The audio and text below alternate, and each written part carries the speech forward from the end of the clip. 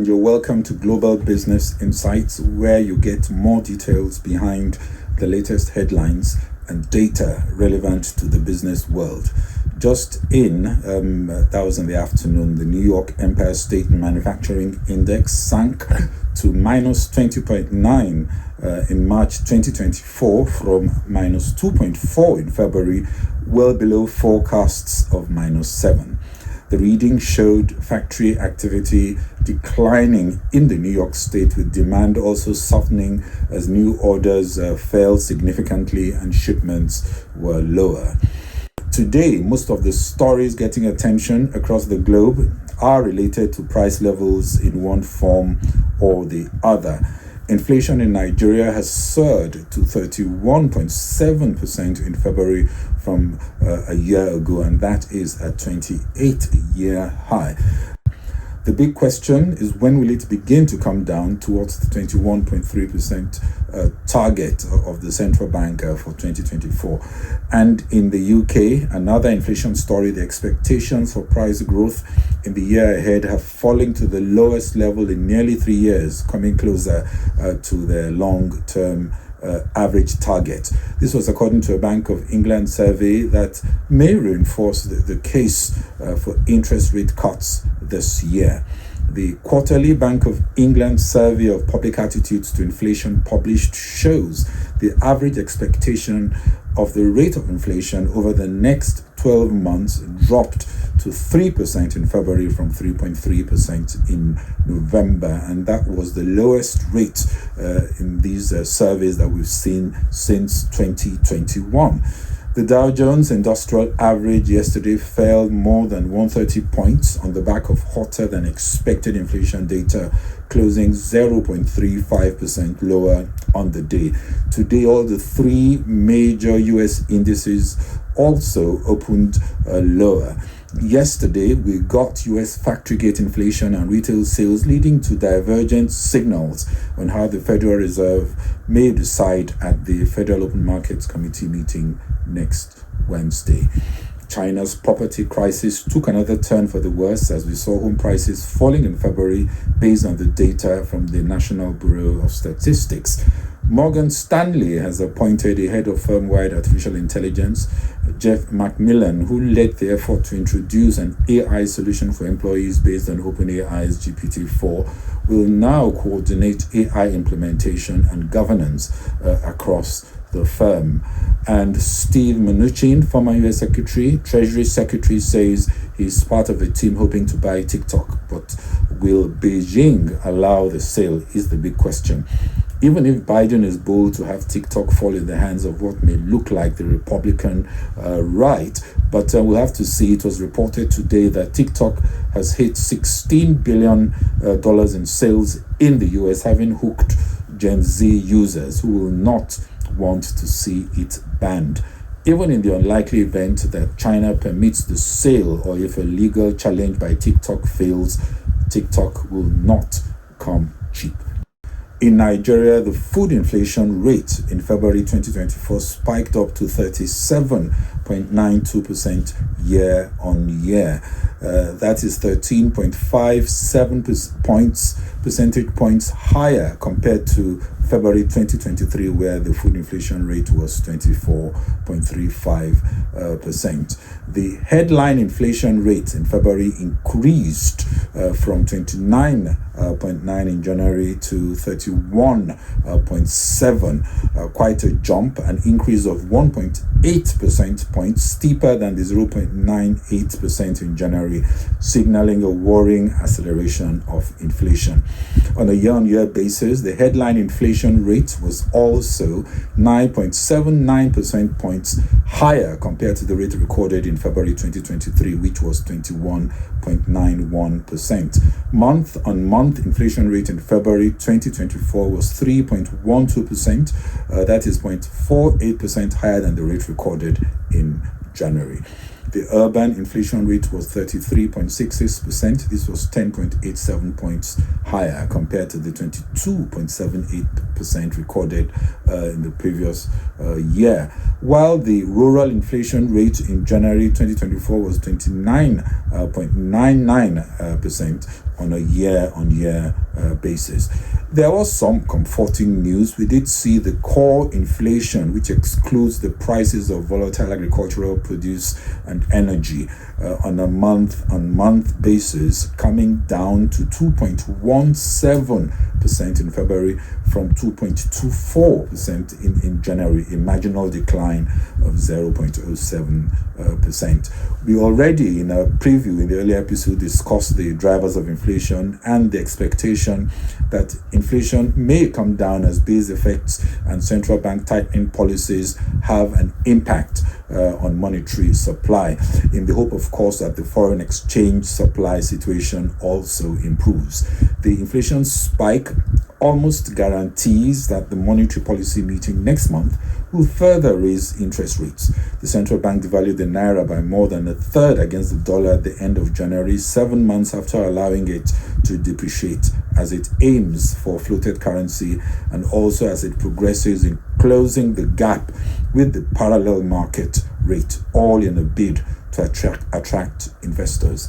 In a recent speech, the Tinubu government said it had attracted $30 billion in FDI, foreign direct investment commitments, into the real sectors of the economy, including manufacturing, telecoms, healthcare, oil and gas, and others. Capital importation into Nigeria was also up by 66% in the fourth quarter of 2023, reversing a 36% decline in the previous quarter, but admittedly still far from where it needs to be. The MPC last month lifted the minimum cash reserve ratio for banks to 45% from 32.5% and policy interest rate by 400 basis points to 22.75%, all to contain pricing pressures. Analysts are of the view that preemptive rate increases like this will help put a ceiling on inflation growth, but others add that many factors stoking inflation are beyond the remit of monetary policy, requiring urgent supply side reform, especially related to the food value chain, addressing insecurity, which has not quite improved, and the fiscal indiscipline. This is as social discontent breeds fresh tensions, as we've seen a wave of violent unrest over food as the economic and security crisis deepens. Still, the stabilization of core month-on-month inflation could be an early signal that as tightening measures come into full effect, inflation will peak within the first half of the year.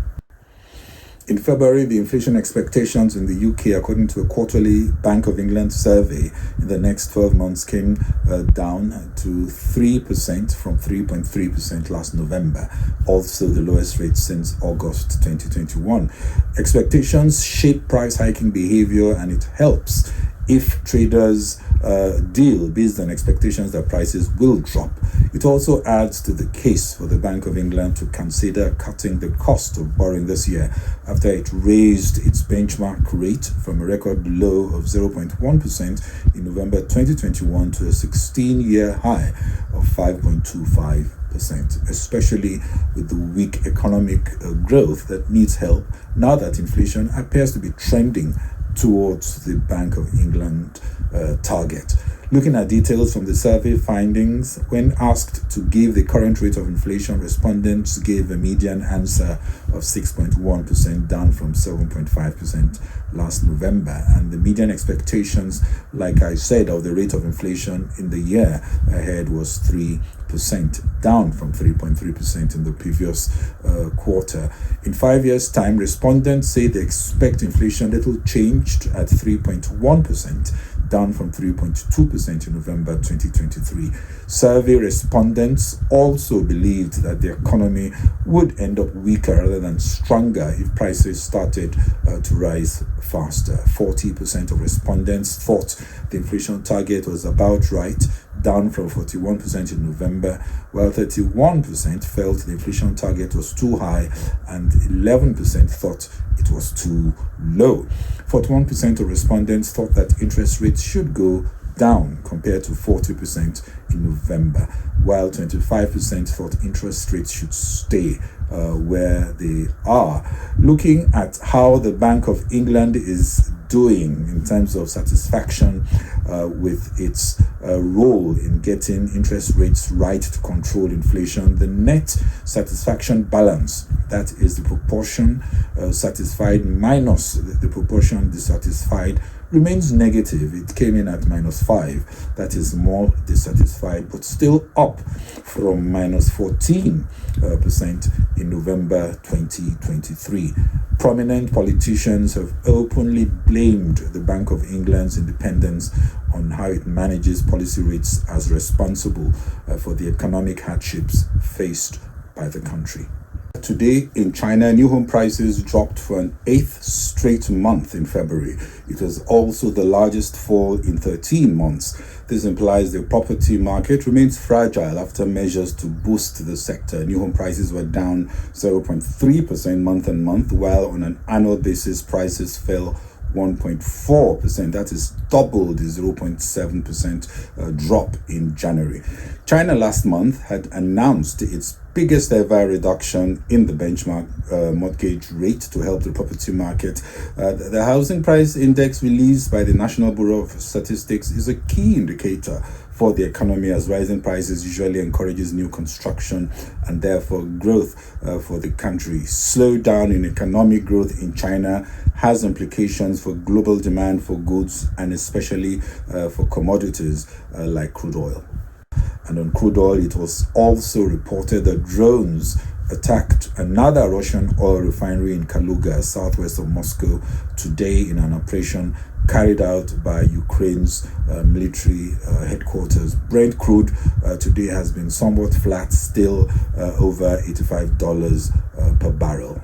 The S&P 500 and other major indices inched lower after U.S. inflation data higher than expected sent Treasury yields higher yesterday, putting tech growth stocks like Nvidia under fresh pressure. Wholesale or factory gate inflation PPI, producer price index, was up 0.6% in February compared to 0.3% gain that was expected month on month. Core PPI was up 0.3%, also higher than 0.2% forecasted. A 4.4% surge in energy prices in February pushed up the headline PPI index, contributing to higher factory gate prices, with prices paid by producers for goods up 1.2% last month alone. Analysts also note that there is a closer correlation between the PPI and the Fed's preferred deflator, the Personal Consumption Expenditure Index, that's the PCE, than with the CPI data. Next week, when the FOMC meets, it will also publish an updated summary of economic projections. And after 2 hot months of inflation to start the year, the dot plot will be watched for any changes, especially to the upside. The latest projection had the median estimate of core PC inflation in 2024 at 2.4%. There is a chance that this will now be a bit higher. Stocks were initially resilient as retail sales data also came out softer than expected. Retail sales in the US was up 0.6% month over month in February after an upwardly revised 1.1% fall in January and below market forecasts of a 0.8% gain. The relatively modest increase combined with a larger decline in January suggests a potential slowdown in consumer spending, which helps the case for an earlier Fed rate cut. In closing, FTSE 250 is that's UK index is up 0.14%, while FTSE 100 is closed down 0.2%. The German DAX closed also negative 0.03%, while the French CAC 40 slightly positive, up 0.04%. The Dow 30 down 0.73%, while S&P 500 also down 0.88%. Well, that's it from me on Global Business Insights. This is Bode Oshosami. Please share, kindly follow on Facebook and LinkedIn, subscribe on YouTube and X. Thank you very much for watching. Enjoy your weekend. Bye-bye.